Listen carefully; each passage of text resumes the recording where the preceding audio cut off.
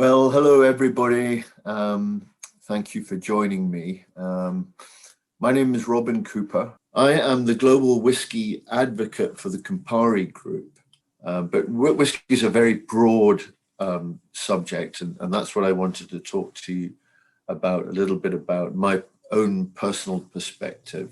So I talk about the topic of today's talk being the myth, the mastery, and the moment. And really, that's the core of, let's call it selling, storytelling. You know, facts tell, stories sell. And if you can win the hearts and minds of your audience, you should be able to win their hands and mouths as well.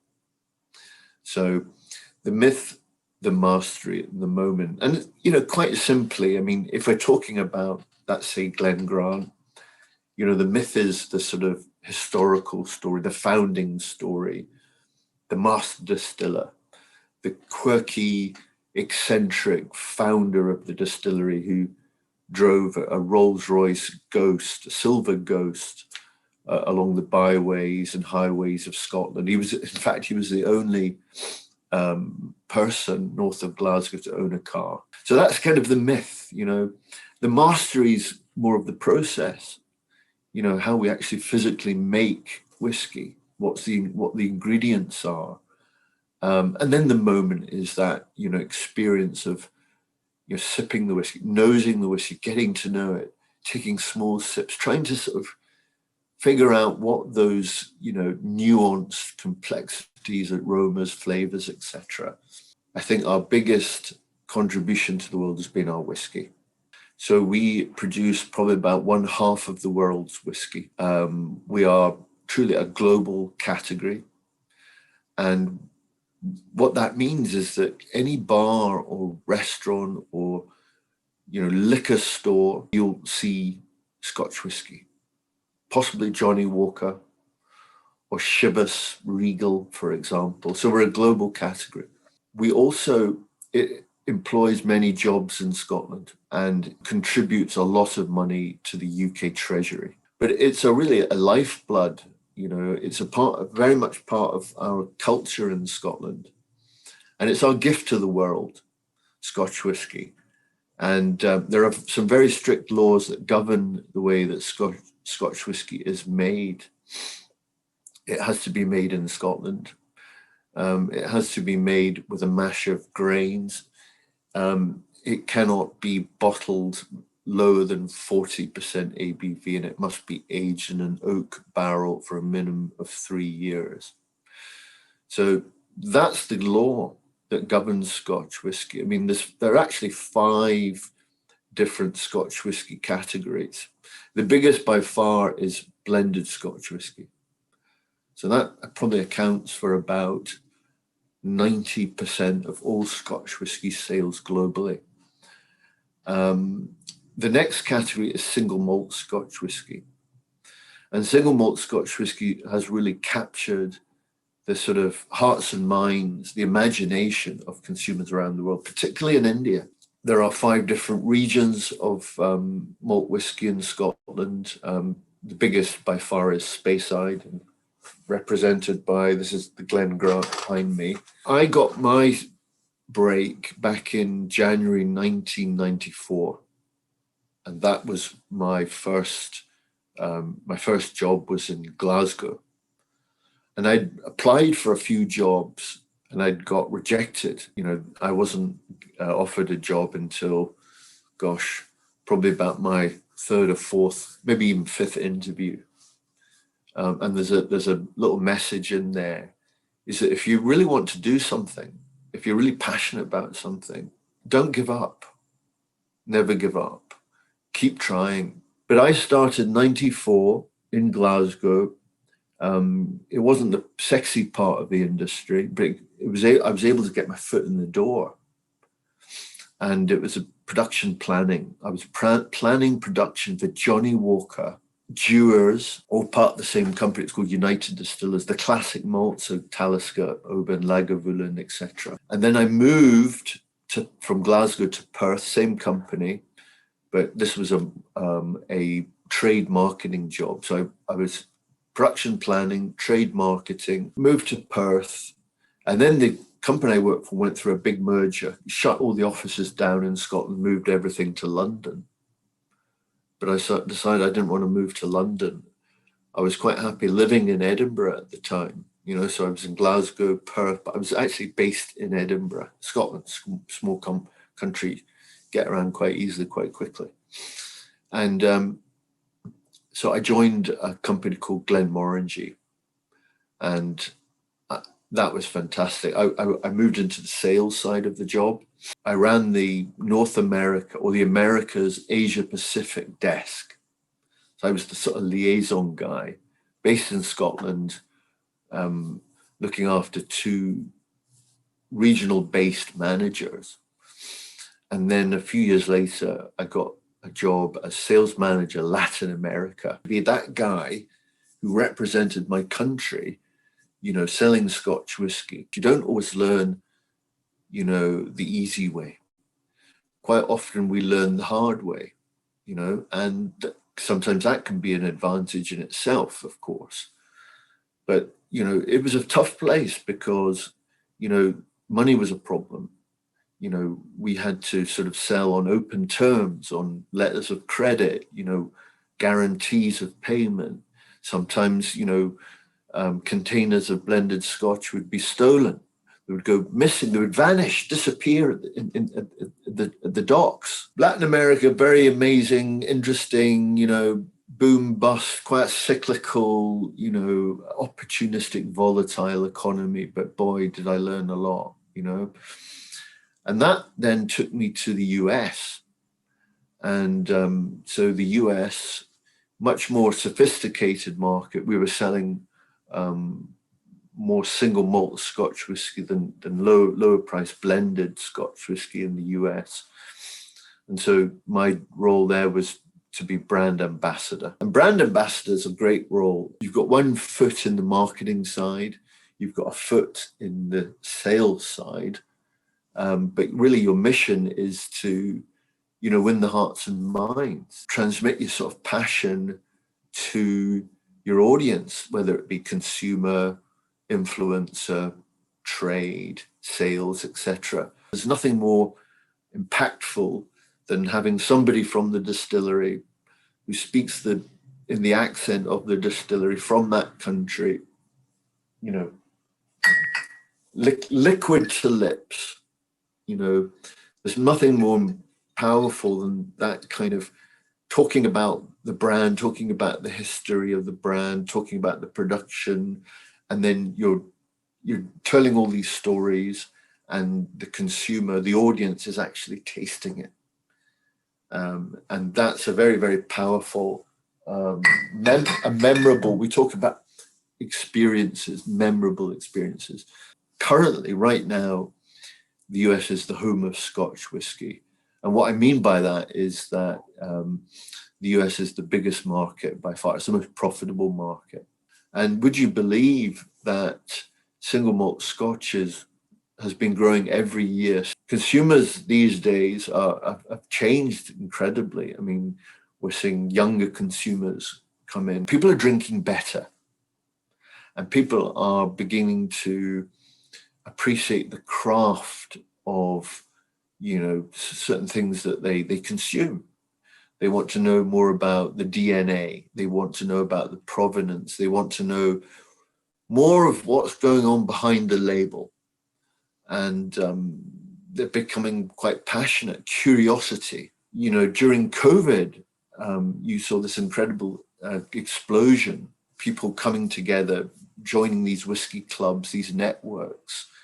And, they were continuing to engage with each other, albeit through, Zoom and the like, Instagram Live, etc. I always love coming to India because you're such an educated consumer. There's a lot of passion in India, of course, a very passionate culture. And we see that India is one of those upcoming markets. A few questions that are, one's typically asked.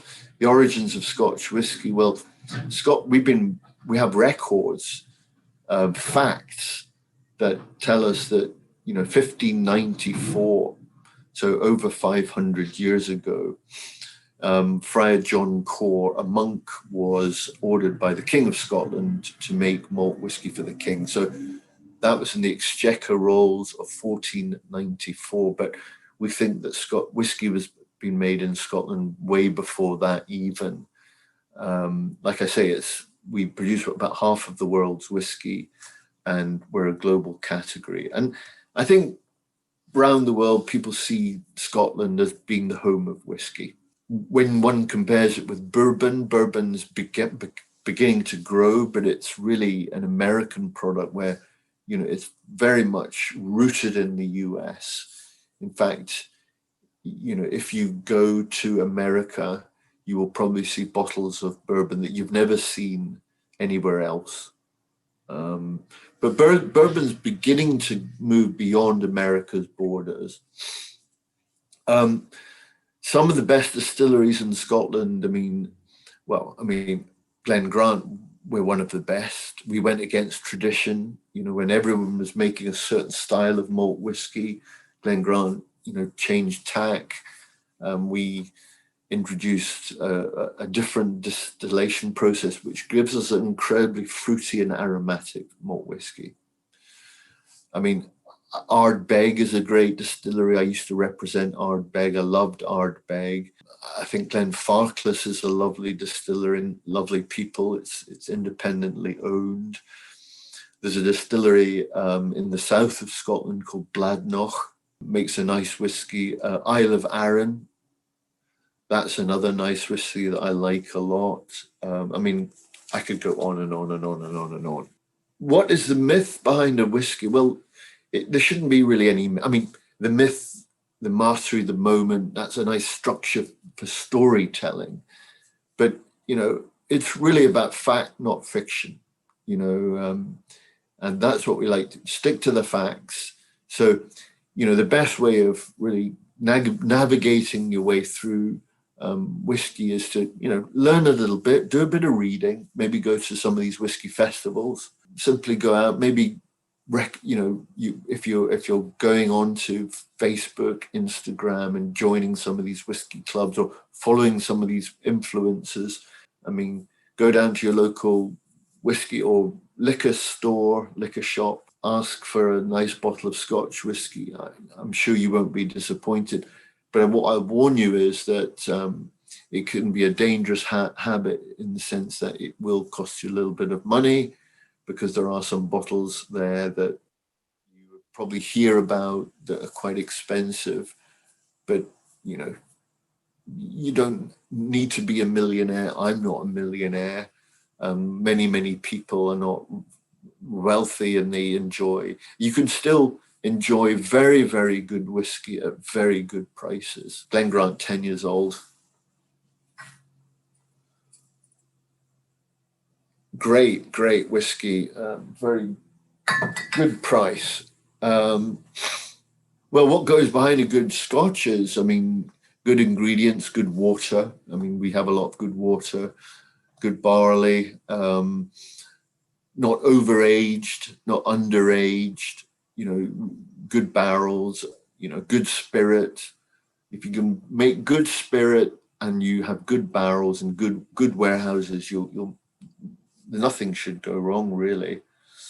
Difference between American casks and European casks and the resulting difference. Okay, so at our distillery, we use ex-bourbon barrels and we use ex-Oloroso sherry butts.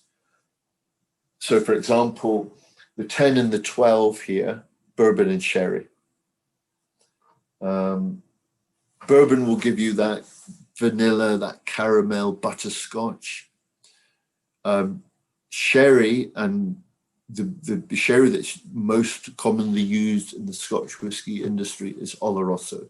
It's a kind of darker, sweeter, nutty, toasty style of sherry. Not the PX or the Phenos. They don't give the same. Some distilleries will use PX, but Pedro Jimenez, you'll lose a lot of the whiskey flavor. So that's why Oloroso is really preferred. Bourbon and first fill ex-bourbon on the 15 and its refill bourbon on the 18. We're just about to launch a 21 years old, and that will be mainly sherry. I'm plugging my brand. So I talk about blended Scotch whisky and single malts. That's probably about 99% of the category. There are three other categories: blended malt, and then single grain, and then blended grain.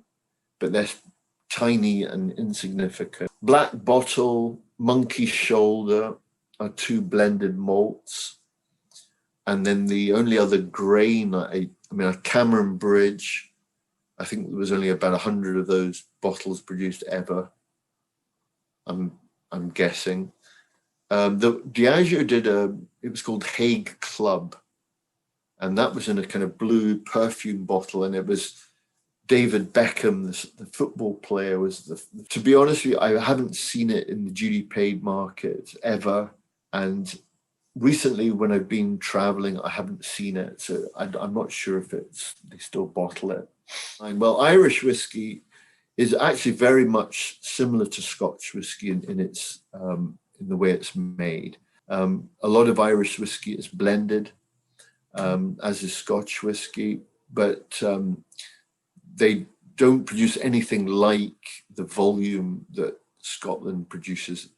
In fact, for many years, about 10 years ago, there were only about 3 distilleries in Ireland. They've gone through a bit of an explosion. There are more distilleries. You see more of these small brands coming to the surface, whether they're making their own whiskey themselves or they're buying it from one of the bigger distilleries and slapping their own label. Not really sure. Process, of course, the Irish single malts are made in the same way as Scotch single malts, and so are their blends. Bourbon, well, we'll whiz through bourbon. Really, the father of bourbon was George Washington, I think. He was passed a lot of the laws that are still enshrined in the way that bourbon is made. Yeah, bourbon is, has to be made in America. It has to be made from a minimum of 51% corn. So corn's very different to barley. A lot of bourbons will have a much higher corn content. They might use a little bit of barley, bit of wheat, bit of rye also in their recipes. But the big difference, apart from the ingredients and the water, of course, that's different, is that bourbon matures much faster than Scotch whiskey. And you'll tend to find that Scotch whiskey is bottled at 10 years, 12 years, 15, 18. We launched a 60 years old last year. But bourbon matures very quickly. And bourbon can be called straight bourbon after only 2 years. Most bourbon, straight bourbon, is bottled at 4 years. And that's because when it gets very, very hot, the wood's expanding and there's a lot of evaporation through the wood. But as it expands, it sucks in the spirit into the sort of grain of the wood, into the pores of the wood. And then at winter, when the temperature drops, the barrel contracts, it pushes that liquid back out into the inside of the barrel. So that opening and closing, that greater interaction with the wood, bourbon to mature much, much faster. And all of this is, Scotch whiskey, Irish whiskey, bourbon, very, very much strictly controlled by the governments, because the government collects a lot of duty or federal excise tax in America. And it's controlled. The distribution of alcohol is, of course, strictly governed and controlled by the government. To sell booze, you need a license. You have to be a certain age. You can't, keep your bar open 24/7. There are certain license laws where, no service after a certain hour. And so it's a very tightly regulated industry. And even the way we market and communicate alcohol, you know, if we're putting out an advert, for example, all that has to go through our legal department. So we're always in compliance. If you're not in compliance and you're selling alcohol illegally, then you would be described as a bootlegger. And bootlegging is, well, you can go to jail for a long time. So I wouldn't recommend, I wouldn't recommend it. Whiskey drinking culture in Britain, Scottish, Irish versus American whiskey. Well, I wouldn't be lying in saying that the Scots and Irish, we have quite a big drinking culture. I would say the English as well, traditionally. But we don't like to, you know, as an industry, social responsibilities become bigger and bigger and bigger. And you'll never see any, you know, events, advertising, promotion. Over drinking is something that's just not tolerated anymore. The last thing that we want is, you know, our brands connected with, you know, dangerous drinking, anything like that, because over excessive intake of alcohol, of course, is not just dangerous for the person who's doing it, but if that person gets behind the wheel of a car, for example, you can then turn into a killing machine. And of course, that's bad for society. So we are all about responsible drinking and social responsibility and compliance. And I think I've mentioned that before in this talk. But anything else that I need to cover off, particularly for some of the people who may be watching this who are early in their career and who are looking to get insights, maybe thinking about joining the liquor industry. It's a fantastic industry. You know, there's so many parts, the production part, so we need scientists, chemists, engineers, you know, in the bottling line, supply chain people, sales, marketing, I mean, HR, legal. I mean, it's a big industry, and you know, it's a great industry to work in. And like I say, I'm almost 30 years, and you know, it's given me an incredible, you know, life. I've managed to travel, see the world, meet lots of very, very interesting people, but feel good about it at the same time because I'm representing, you know, my country and, you know, hoping to protect jobs and people's livelihoods back home. So it kind of fulfills one in that sense.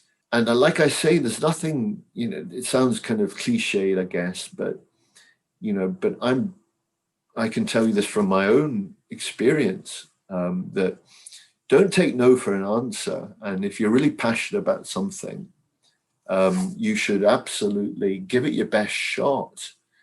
And, you know, sometimes don't take no for an answer because we've all got it within ourselves, and learn from your mistakes as well. You know, if your first interview doesn't go that right for you, well, ask for feedback, demand feedback. And sometimes, you know, I've seen this before, that people have applied for jobs at companies, they didn't get the job, somebody else got the job, but then they applied a year later, they still didn't get the job, and then they applied a year after, and then they got their foot in the door. So, you know, it's not uncommon.